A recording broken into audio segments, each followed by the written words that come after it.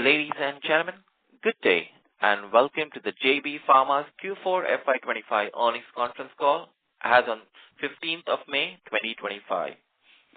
As a reminder, all participant lines will remain in the listen-only mode, and there will be an opportunity for you to ask questions after the presentation concludes. Should you need assistance during the conference call, please signal the operator by pressing star, then 0 on your touch-tone telephone.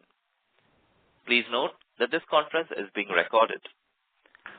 I now hand the conference over to Mr. Jason D'Souza, Executive Vice President of JB Pharma. Please go ahead, sir.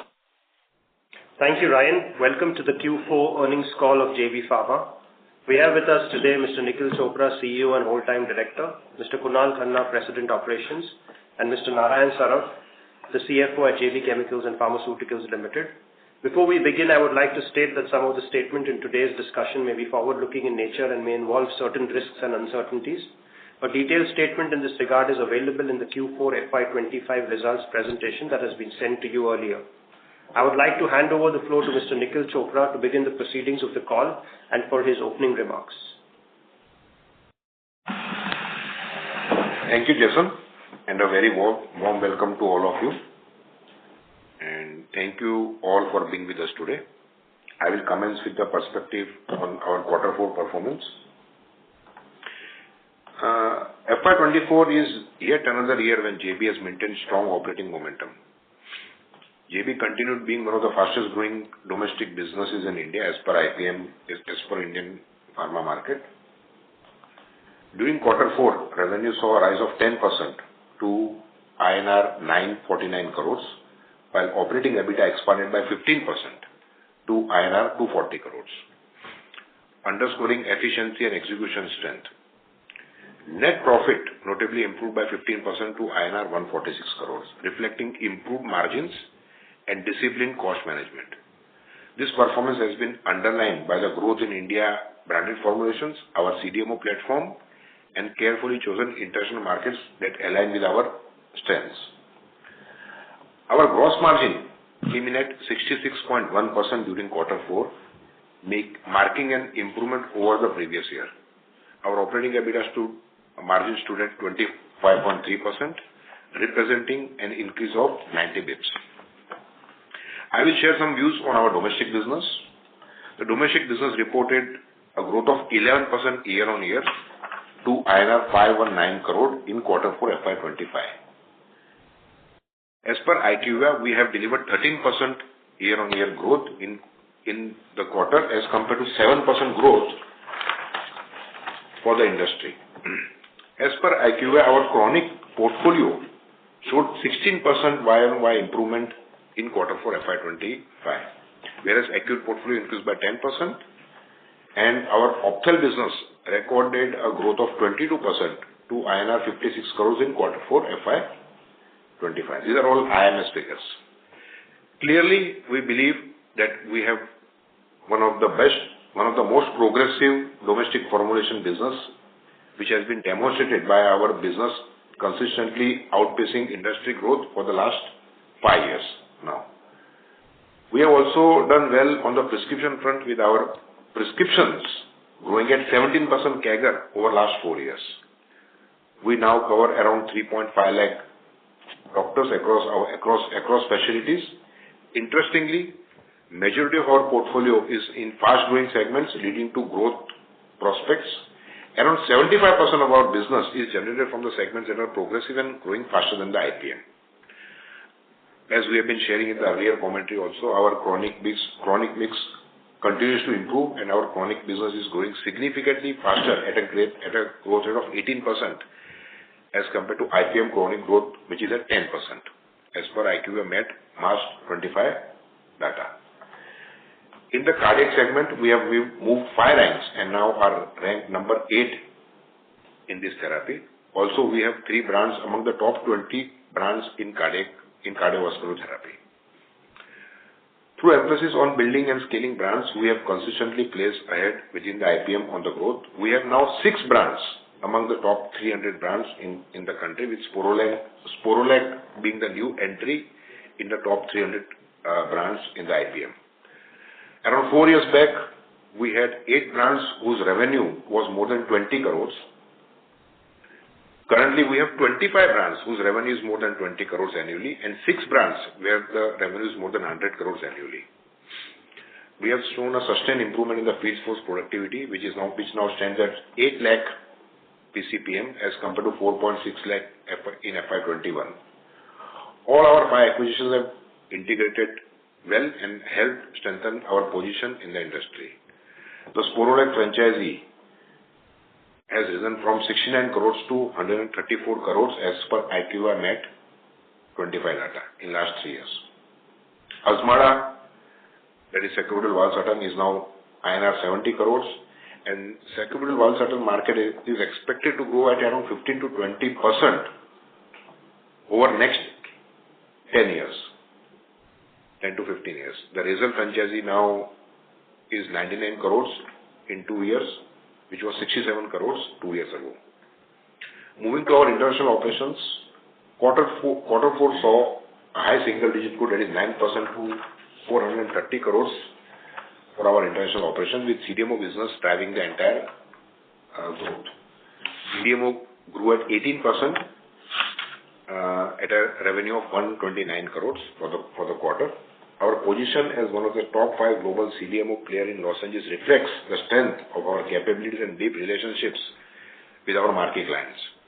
We saw 6% improvement in our international formulations, that is branded generic business, to 282 crores, backed up by double-digit growth in Russia and branded generic exports. Going forward, I see our international business gaining further momentum through new product launches, geographical expansion, and a more focused CDMO strategy. Our ability to co-create with our global partners, supported by world-class infrastructure and R&D capabilities, positions us well to drive sustained high-quality growth in this segment. As we look ahead, I remain confident in our ability to sustain growth across our core businesses. In India, our focus will be on scaling our larger brands, deepening our prescription share in recently acquired portfolio, and further strengthening our presence in chronic therapy. We expect India and CDMO businesses to contribute 75 to 80% to overall revenues in the medium term. The India and the CDMO businesses are high ROCE and high operating margins, which will further enhance profitability of the organization. At the same time, we remain committed of delivering profitability, and we are raising our operating margin guidance for the 3rd year in a row. EBITDA margins will be in the range of 27 to 29%. Once again, I will repeat, we are raising our operating EBITDA guidance for the 3rd year in a row, and our EBITDA margin guidance is now 27 to 29%. Underpinning all of this is our continued emphasis on the growth through planned execution. That brings me to the close of my opening script. I would now like to hand over to our CFO, Mr. Narayan, to share his views. Over to you, Narayan. Thank you. Thank you, Nikhil. A very good afternoon to everyone joining us on our earnings call. Let me take you through the key financial highlights for Q4 and FY25. For the quarter, we reported revenue of INR 949 crores, reflecting a year-on-year growth of 10%. The revenue mix stood at 55% domestic and 45% international. Our domestic business contributed INR 519 crores, registering a year-on-year growth of 11% in Q4. The international business delivered year-on-year growth of 9% with revenues at INR 430 crores. Our gross profit margin stood at 66.1% with a 90 basis points expansion, which is despite the in-licensed ophthalmology portfolio. Operating EBITDA, excluding ESOP expenses, came in at INR 240 crores, marking a year-on-year increase of 15%. The operating EBITDA margin expanded by 90 basis points to 25.3% in Q4 FY25. Now, on the cost front, other expenditure as a percentage of sales reduced to 23.7% by 80 basis points. We continue to maintain agility in enhancing operational efficiencies and managing expenses effectively. Finance costs saw a significant decline, coming down from 9 crores in Q4 FY24 to 1 crore in Q4 FY25, mainly due to reduction in the gross debt. Net profit increased by 15% to INR 146 crores. Now on the financial year 2025. Revenue grew 12% to INR 3,918 crores, with domestic to international business mix at 58% is to 42%. The domestic business witnessed 20% growth, and as per IQVIA March 2025 data, JB grew 12% versus IPM growth of 8%. On the international business, it saw 4% growth to INR 1649 crores. In international formulations, Russia and branded generics export business witnessed double-digit growth. CDMO saw 3% growth, however, saw strong recovery in the second half of the year. Gross profit for the full year stood at 66.4%, expanding by 30 basis points. Excluding ophthalmology portfolio, margins increased by 130 basis points. Margins improved mainly due to a favorable product and business mix, supported by ongoing cost optimization efforts. On costs, non-cash ESOPs were at INR 55 crores versus 42 crores. Depreciation increased from 138 crore in FY24 to 171 crore in FY25 due to amortization of acquired and in-licensed brands. Therefore, net profit increased by 19% to 660 crores. JB Pharma's operating cash flows in FY25 were reported at 903 crore versus INR 801 crore in previous year. In the pharma industry, we have reported one of the highest metrics on operating cash flow to operating EBITDA at 83%. Now coming on the balance sheet, ROCE was at 32% versus 27% in FY24, while ROE improved to some extent at 19.2% in FY25. As of 31st March 2025, net cash was at 689 crores versus 107 crores in the previous year. For the fiscal year, the board recommended a final dividend of INR 7 per share, resulting into total dividend of 15.50, including of the interim dividend of 8.50 share per rupees 8.50 per share. We remain optimistic about the business outlook, and we are confident in our ability to continue delivering value to all our stakeholders. With that, I conclude my opening remarks, and I now request the moderator to open the forum for the Q&A session. Thank you very much. Thank you. Ladies and gentlemen, we will now begin the question and answer session. Anyone who wishes to ask a question may press star and 1 on their touchtone telephone. If you wish to remove yourself from the question queue, you may press star and 2. Participants are requested to use their handsets while asking a question. Ladies and gentlemen, we will wait for a moment while the question queue assembles. The first question comes from the line of Tausif from BNP Paribas. Please go ahead.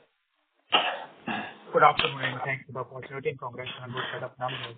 My first question, India business, can you provide the breakup of India business ex ophthalmic in terms of price, volume, and new product launch for the year? So, excluding ophthalmology, our domestic business overall growth has been close to 12%, and the volume growth is 6%. Outside that, there is price and close to 1% of NI growth. And if you compare this with the market volume growth as reflected externally has been sub 2% with respect to volume. Also, if you can share some qualitative insight on the chronic portfolio, I think that is significantly outperformed versus the IPM. We have grown by 18% versus the IPM growth of 10%. Can you highlight which are the segments which have outperformed for JB? So our key brands, like Nikhil mentioned, our flagship brands continue to outpace the market and by a significant margin. Our mainstay chronic brands like Cilacar T, Nicardia, and Razel have consistently been outperforming the market. If you look at the MAT numbers as externally reflected as well, Cilacar plain for us has grown at 19%, while the market is 16%. This despite the fact that we continue to inch our market share performance within the Cilacar franchise, and are slowly graduating towards 60% market share in this particular plain brand. Cilacar tea, we have grown at 37% compared to market at 25%. Razel for us, even the plain Rosuva statin has grown at 24% versus market 14%, and Nicardia, including Nicardia plain as well as Excel, has consistently delivered more than 20% growth over the last 12 months. So these have been the mainstays for us and clearly reflected in our outperformance of our chronic portfolio. In addition to that, even if you really look at the Azmarda figures and if you really look at the quarterly updates, for the Q4 in Azmarda, we have clocked 30% growth, whereas the market is growing at 20%. And we believe, as Nikhil mentioned in his commentary also, that this particular category will continue to hit mid-teens volume growth in the future. Thanks. My second question is on your brand tech. I think there has been a news related to the expert panel has recommended to suspend Volatility. Where do you stand currently? Means has the government has deferred the case to investigate further, or is the final decision there will be no ban on the product? So there is no ban on the product. Rantac continues to be made available to the patients, given its very strong clinical efficacy and safety profile. The government has given some instructions in maintaining, in manufacturers kind of closely monitoring the quality. This is something which we have been doing for years and will continue to deliver on that. Thanks. We'll get back into it. Thank you. Ladies and gentlemen, if you wish to ask a question, please press star and 1. The next question comes from the line of Rashmi from Dollars Capital. Please go ahead. Yeah, thanks for the opportunity. Just on the export formulation side, especially in Russia, South Africa, and your other branded generic export market, what kind of new therapies or the products in different category are we adding?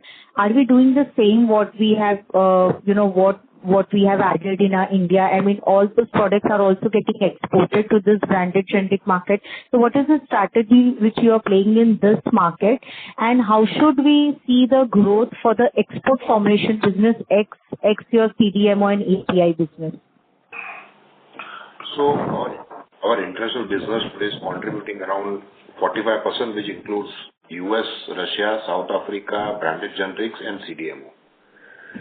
Our branded generic business is in 4 clusters, that is in Sub-Saharan Africa, Latin America, Southeast Asia, and Middle East. And in that part of the world, 50% of that business comes from participation in tenders. What we have been doing for last 3 years is filing progressive portfolio, which we have in India, which is a mix of gliptins, fluozins, product for heart failure, eye drops, and those all products will start commercializing early FY27. That is where we stand. And you should see growth for this business when this new product start commercializing. This quarter, the growth was 10% for that BGX business. And probably FY27 onwards with the new progressive portfolio, you should see a couple of points more coming in terms of growth. We should grow at around 12% plus. Okay, so you're saying that 10% for FY26, and then going ahead, once it ramps up, it should be in double digit in FY27. Yes. Okay. And the CDMO segment in the presentation, you said that, the order book remains strong in the coming few quarters also. It is more related to the seasonality factor, or, we have added new products or, added new geographies over there. And what is the guidance you give it on this part of the business? If you look at the growth for CDMO for the quarter was 18%. That is what we demonstrated, but that is not the right growth for the year. Our average business that we do in the world of CDMO is around 110 crores. That is the 100 that we have been following, and we continue to do business with our all big clients across the globe. What we have shared in our report is going ahead. The company has been working progressively for last year on some big marquee projects, which more details we can talk about in the coming time. But what details I can give you is these projects are some new lozenges which you will see in the world of Europe and US. You will see some pan-India project that we are running with one of our partners in the world of ORS. You will see some developments happening in the world of throat spray. for cough and cold in many markets across the globe. And also you should see iodine-based formulations, maybe in the form of syrup and ointment, which will see the daylight. So these are 4 or 5 big projects, which will be able to commercialize by end of the year. And starting next financial year, our run rate that we assume with all these businesses seeing the daylight, which today is around 110 crores every quarter, should be around 150 crores every quarter. Yeah. Okay. And you mentioned that, you'll be targeting US, Europe markets. So this will be through partnership with the retail chain models, or, you will have a partnership with the companies or distributors. So what will be the strategy over there? No, in CDMO business, we are quite clear that we work with our principal partners, and our principal partners are large consumer companies with global presence. So, earlier we have voiced the kind of clientele profile which we have for our CDMO business. So we directly deal with them, and of course they have an extensive network of distribution channel partners in respective geographies. So we will continue to build on the same model. Okay. Okay, sir. And one last question on your EBITDA margin. 27 to 29% is the ex-ESOP EBITDA margin guidance, right? Yes. And what will be the ESOP number in FY26 and FY27? Annual number, if you can give. Yeah. So the ESOP number in FY26 should be in the range of around 41 to 46 crores, and FY27 would be 26 crores. In totality, now the ESOP cost that we are left with is around 75 crores, which will be charged over next 2 to 2.5 years. Okay. Thank you so much. Thank you. Ladies and gentlemen, if you wish to ask a question, please press star and 1. The next question comes from the line of Sumit Gupta from Centrum Broking. Please go ahead. Hi. Good afternoon. Am I audible? Yes.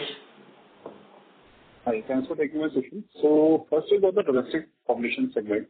So sir, on the Azmarda, how much sales was for the quarter, and what is the run rate of units per month, and how do you see this volume going forward? So as we mentioned last time, we were targeting a run rate of close to 125,000 to 130,000 units per month. We are pleased to inform that we have been able to maintain that run rate. By the end of H1, so in the next quarter, we should be targeting a run rate of close to 140,000 units plus, and we'll continue to build on that. Okay, so sales was for this quarter was around 70 crores or 75? For Azmarda for the quarter? For Azmarda, yes, for Azmarda. So when we talk about 70 crores, that's the annualized run rate for Azmarda. Right. So how do you think going forward over the next 2 to 3 years at least, how do you see the 70 crores panning out? So as we have mentioned, will you be taking price hike also? Of course, we are taking price hike also for this particular brand, and the market is growing at mid-teens volume growth. So we clearly see that what is reflected in the market as a 70 crore franchise over the next 2 to 3 years, we should be targeting 100 crore franchise for our Azmarda brand. As mentioned, we are looking at close to mid-teens volume growth, and over and above whatever price growth we can accommodate, we'll be able to build on that. Okay, great. And sir, how many, what's the contribution from the top 5 products in India business? So currently the top 7 to 8 brands account for close to 64 to 65% of our overall India revenues. 4 to 5 years back, the top 5 brands accounted almost 84%. So that goes back to the point that currently we have a large set of progressive portfolio and platforms which are contributing to our growth, and will continue to do so in the future as well. So can we expect over the next 2 to 3 years at least this percentage to come down at around 50-55%? we can do a broad math. Basically, when we say that other products will grow, even our top 7, 8 franchisees will continue to grow, right? So we don't have the exact number right now to kind of estimate that. But the endeavor is to continue to build on the big brands as well as drive significant growth in our other progressive portfolio. Understood. And so broadly on the sector level, so I just want to understand how the overall IPM market is growing. So previously, like 1 year, 1.5 year down the line, before it was growing at around 10, 11, 12%. However, the growth is at around 6 to 7% now. So how do you see this panning up? Do you see, are you seeing competition from alternate channels? How do you see that shaping up?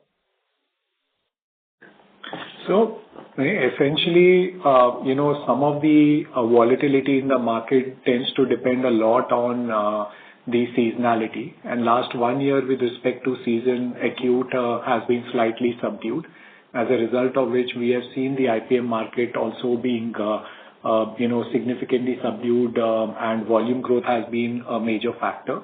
The market has still grown at close to 8%, with the volume growth being close to 1.82%.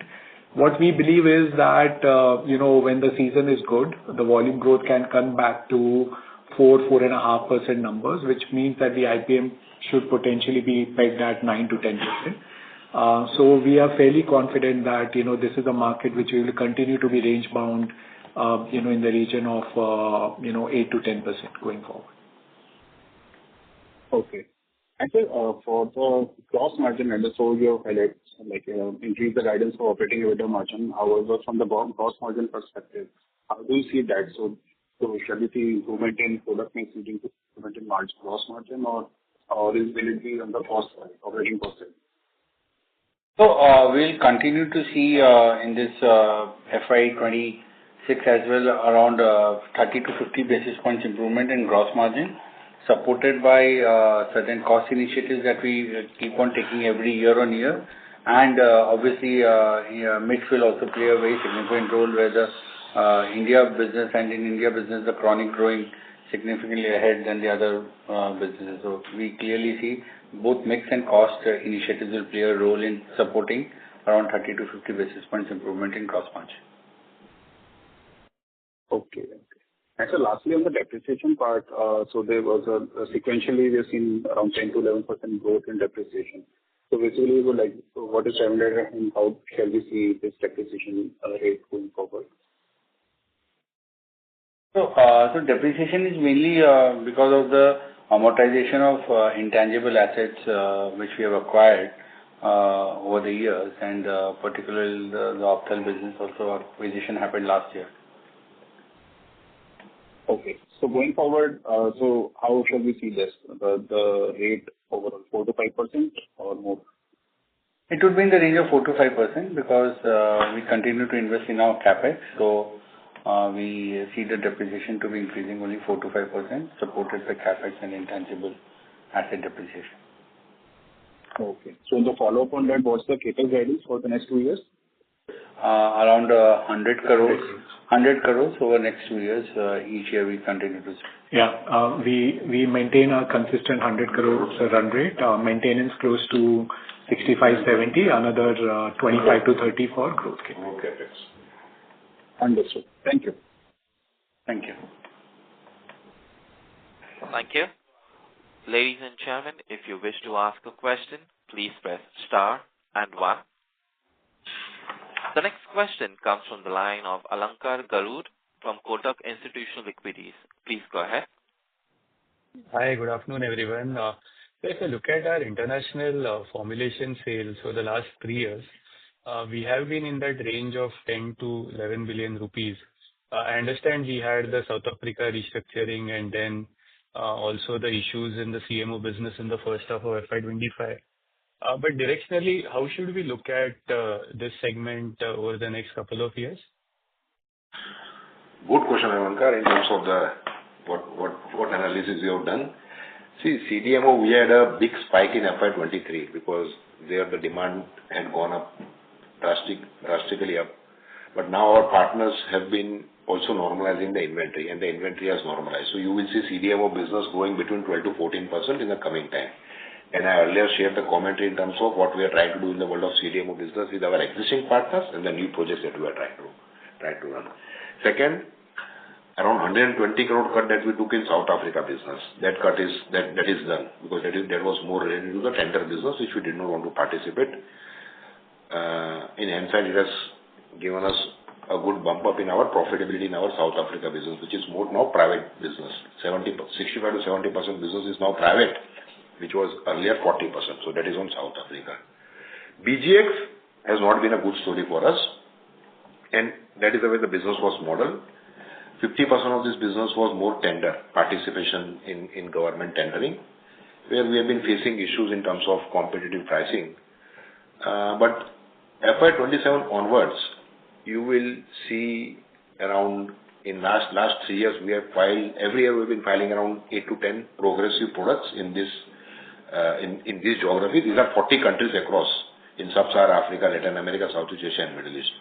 So once that comes in, we'll be able to generate better demand. We'll be able to demand better pricing, and then I think the business will be more on a pathway where we want that business to grow around 10 to 12%. That is what you should see in the BGX business.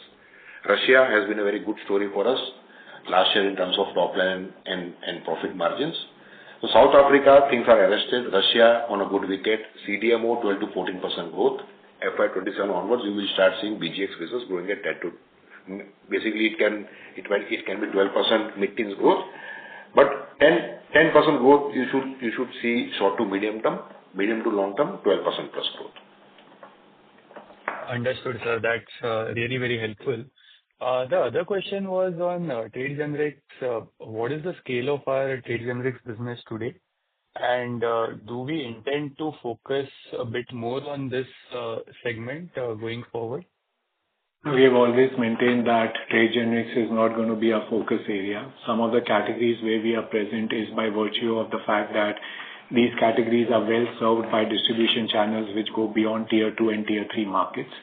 It's a negligible contribution to our overall India business and will continue to be so. So we are not focusing heavily on this particular segment. Understood. Yeah, that's it from my side. Thank you. Thank you. Thank you. Ladies and gentlemen, if you wish to ask a question, please press star and 1. The next question comes from the line of Gaurav from Antique Stock Broking. Please go ahead. Yeah, hi. Good afternoon. Sir, India business has sequentially come down this quarter quite a bit. Any insight on that? The sequential numbers are largely because of the March phenomena, which has always been the case as part of the industry phenomena where the trade also rationalizes the inventory levels. So it's got nothing to do with the demand of our products, prescriptions in the market, nothing like that. March generally tends to be soft for the industry. So any guidance, in terms of we've grown significantly faster than the market in India over the last few years. You did allude the India market growth where it's going to settle. How... So we have always maintained that we will maintain a 3 to 4 percentage points higher than market growth. We have been able to deliver that over the last 4 to 5 years, and our portfolio is well poised to continue to build on that. And have we made new launches in the diabetes space in, Q4 of this year? No, we haven't made any new launch in the diabetes space in Q4. And going forward, do we have some pipeline there that we want to launch in the next 2 years or 3 years? So we always continue to evaluate opportunities, but beyond that, we wouldn't want to divulge any information. Okay. Understood. In terms of, in-licensing portfolio for us, in terms of percentage of sales, how large would that be for the India business? So currently, if you really look at our in-licensing, it's largely for the Opthal portfolio, but that is also an interim arrangement because the main rationale for us to acquire the Opthal portfolio was the fact that perpetual license will trigger in December 2026, which will significantly push up our gross margin profile. Outside that, we really have nothing much. There is one product, a very specialized product, which is a lipid-lowering agent. But apart from that, there is no other in-licensed portfolio. So the in-licensed portfolio will be contributed to EBITDA, right, today too, while lower gross margins, but it would be EBITDA positive, right? It is EBITDA positive, the Opthal portfolio, that's correct. And as we have mentioned earlier as well, that post-perpetual license triggering, it will be significantly EBITDA accretive.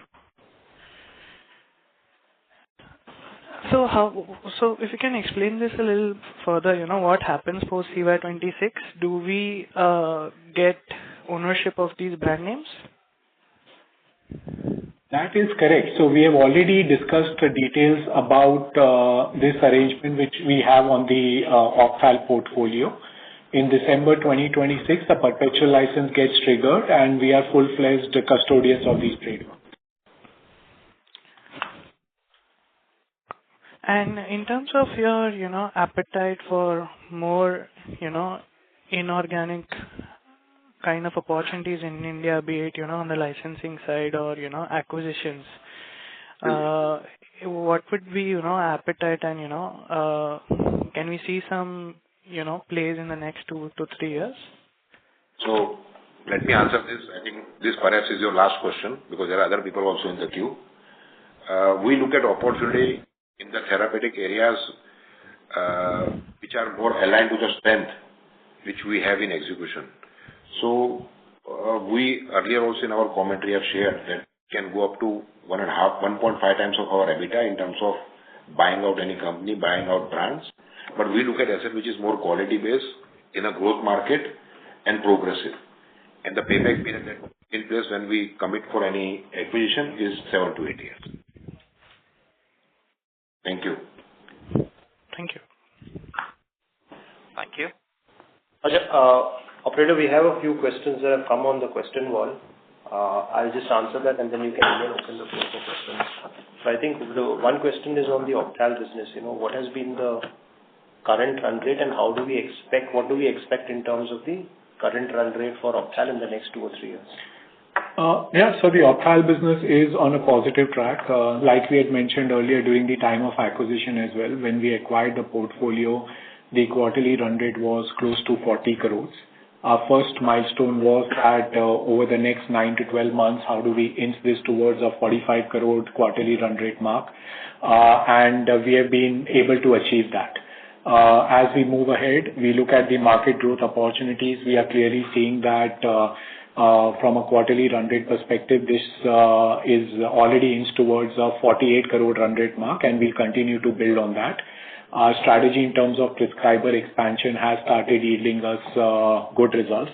Even if you look at the last 12 months performance for the Opthal market, our growth has been close to 11%, where the market has been very subdued at 4.5%. So we'll continue to build on our strategy. New launches have also started progressing and contributing, and over the next 1 year, we will see more contribution coming in from these new launches. And how do we see the Opthal business playing out in terms of top-line growth for the domestic business over the next 2-3 years and its impact on profitability? So when we look at the Opthal portfolio, we see that this is a portfolio which will be closer towards mid-teen. We clearly see, us being closer to that mid-teen growth run rate for this business. Part of that will also be attributed to some contribution coming in from new launches. With respect to the overall profitability, this year, we believe that from an annualized run rate perspective, this portfolio will be close to 200 crores plus. And given the fact that for the next, in FY27 also we'll be targeting close to mid-teens, we are looking at close to 230 crore annualized run rate franchisee when the perpetual license triggers in. And when the perpetual license triggers, the gross margin profile changes significantly from the current conventional margin profile of, closer to 20%. It will be much closer to our, domestic gross margin profile. One can do the math, and that's the significant upside we see kicking in our overall profitability. Great. Second question that we have on the wall is that considering that the net cash position is increasing, how do you see other income over the next year and the next 1 or 2 years? So we clearly see that we have a significant cash surplus, net cash surplus in this year end.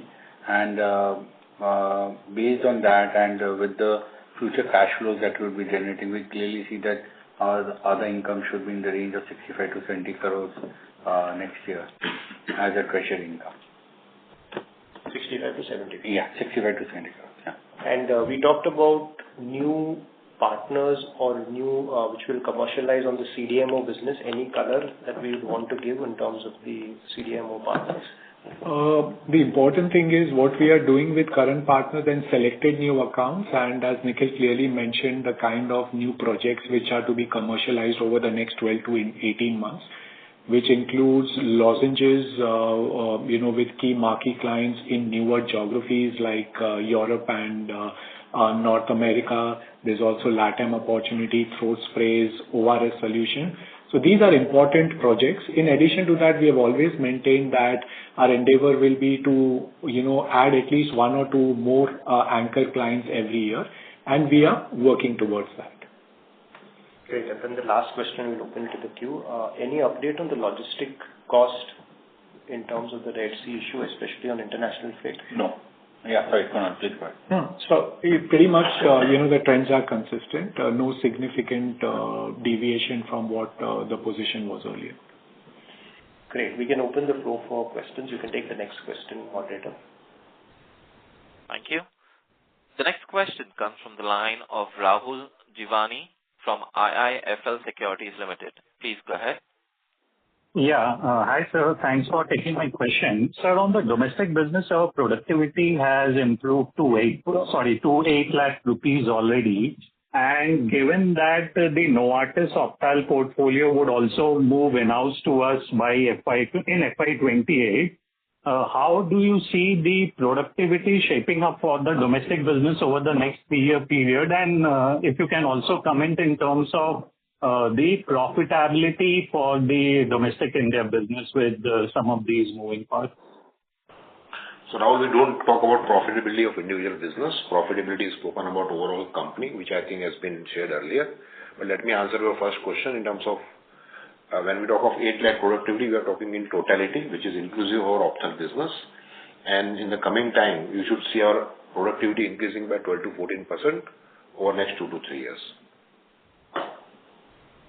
Okay, sure, sir. And while we appreciate that gross margins on the Optal portfolio will increase, let's say, from a 20% kind of a number to a company average number in FY28, but do you expect the entire quantum of benefit to flow down to EBITDA as well and hence drive a significant improvement in EBITDA margins in FY28?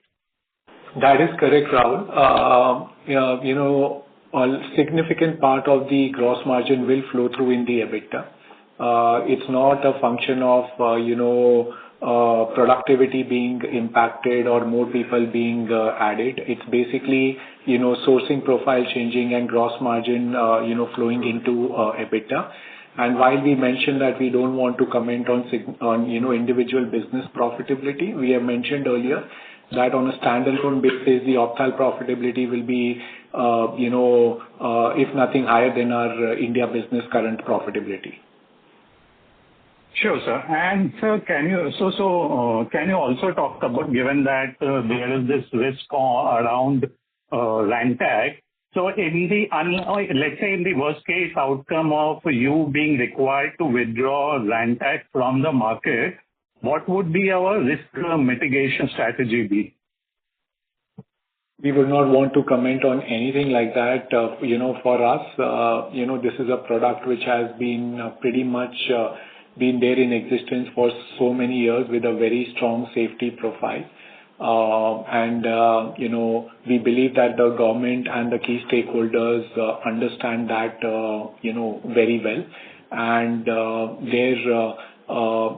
their request of, manufacturers being much more vigilant towards quality is something which we respect and welcome, so that, some of the other low-cost generic players are pretty much, cognizant of the quality parameters. As we speak, there are markets in which this molecule has been relaunched over the last 6 to 8 months, which again is a very positive sign. And as manufacturers, we are committed to maintaining the quality and, government standards. Sure, sir. And would it be possible to disclose the number of reps which you would have for Rantac? See, it is part of our mass division, and for that mass division, it is, not that Rantac is the only brand. There are a significant number of acute brands which we have, in that particular division. So it's not that our division is dependent on Rantac. If nothing, Rantac is not even a priority product. Sure, sir. That's it from my side. Thank you. Thank you. Ladies and gentlemen, if you wish to ask a question, please press star and 1. The next question comes from the line of Naman Bagrecha from IIFL Capital Services Limited. Please go ahead. Thanks for the opportunity. Sir, just wanted your views on the API business. While it's a small business, we've seen over the last 2 years, 24, 25, it has been declining. So how should we see this business going ahead? We expect further decline, and what were the challenges over the last 2 years?